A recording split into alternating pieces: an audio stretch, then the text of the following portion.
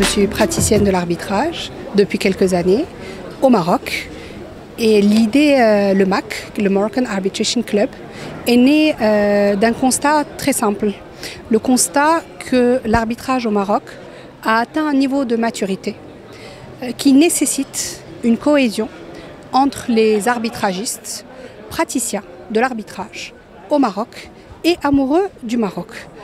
Donc le MAC, le Moroccan Arbitration Club, est un club qui réunit les praticiens de l'arbitrage au Maroc et qui ont un intérêt pour le Maroc de manière générale. Pourquoi? Tout simplement pour créer davantage de cohésion entre les praticiens de l'arbitrage. Quand je dis praticiens de l'arbitrage, je vise les arbitres, je vise les conseils également, mais également les universitaires.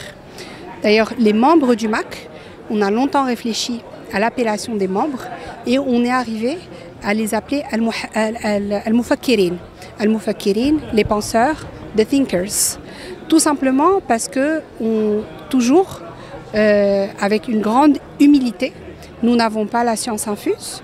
Et l'idée du MAC, c'est de réunir, c'est de fédérer les arbitragistes expérimentés, praticiens en arbitrage au Maroc pour justement penser dans une vision commune qui est très simple de promouvoir l'arbitrage au Maroc.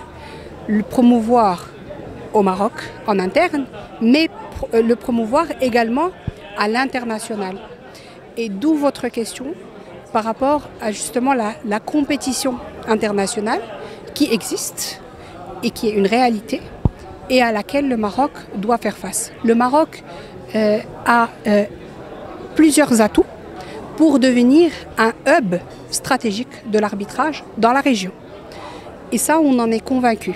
Il y a plusieurs atouts où il nous faudrait beaucoup de temps pour les développer, mais ces atouts-là existent.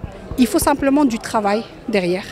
Et il faut de la cohésion entre les arbitragistes pour pouvoir réaliser cet objectif, j'allais dire un rêve, mais ce n'est pas un rêve, c'est un objectif qui est parfaitement réalisable, qui est de faire de Casablanca et du Maroc un hub stratégique dans la région de l'arbitrage. Justement, c'est de rassembler en fait. Il y a des associations qui existent dans d'autres pays d'arbitragistes, que ce soit en France, en Espagne, au Japon, parce qu'on parlait justement d'où venait justement le MAC, plus ou moins, c'est de rassembler. C'est par ce rassemblement-là, c'est par cette discussion qu'on pourra avoir entre confrères, entre praticiens, qu'on aimerait faire la promotion de l'arbitrage marocain. Voilà l'intérêt d'avoir créé cette association-là. De ce type-là, vraiment, qui se veut, en plus association, vous l'avez vu, on a parlé en anglais, on a parlé en arabe, on déjà en français. L'intérêt, c'était justement de rassembler la transversalité marocaine. Le Maroc, on l'a dit tout à l'heure, c'est un pays africain, c'est un pays arabe, c'est un pays méditerranéen, et tous ces liens font justement du Maroc un besoin de faire la promotion de l'arbitrage à l'international. Et on est certain, le Maroc a franchement tout ce qu'il faut pour devenir demain une place d'arbitrage régionalement, voire internationalement reconnue. Que ce soit d'un point de vue linguistique, d'un point de vue géographique, d'un point de vue politique. Honnêtement, Casablanca et le Maroc, de manière générale, peuvent vraiment devenir demain un pays d'arbitrage. Et c'est pour ça qu'on veut participer, on aimerait, bien entendu à notre échelle, participer à arriver dans cette optique de développement de l'arbitrage au Maroc. Je pense que c'est multifactoriel en réalité. C'est vraiment, en termes de législation, je pense que le Maroc a vraiment de quoi faire. Le législateur a montré en réalité qu'il y a une volonté de la part du Maroc de se placer comme un hub en matière d'arbitrage compte tenu de l'arsenal législatif qui est très neuf que nous avons par le biais de la loi 95-17 qui est entrée en vigueur en juin 2022. Donc ça c'est sur le plan législatif, mais il y a également évidemment la formation des nouvelles générations au niveau de l'université. Il y a également évidemment la sensibilisation que ce soit des pouvoirs publics mais également des magistrats.